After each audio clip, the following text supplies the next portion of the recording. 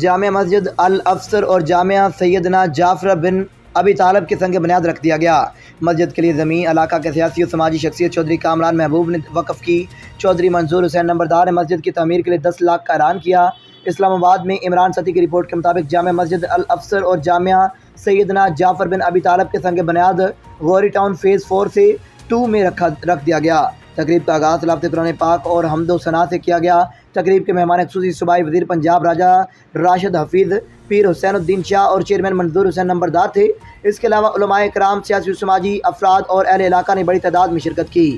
مسجد کے لیے زمین علاقہ کے سیاسی و سماجی شخصیت چودھری کامران محبوب نے وقف کی۔ تقریب سے خطاب کرتے ہوئے پیر سید الدین شاہ نے کہا ہے کہ جو شخص دنیا میں مسجد کے لیے زمین وقف کرے گا، اللہ تعالیٰ قیامت کے روز اس شخص کے لیے جنت میں گھر بنائیں گے اور ان کے نیکی کا کام میں سب بڑھ چڑھ کے حصہ لیں گے۔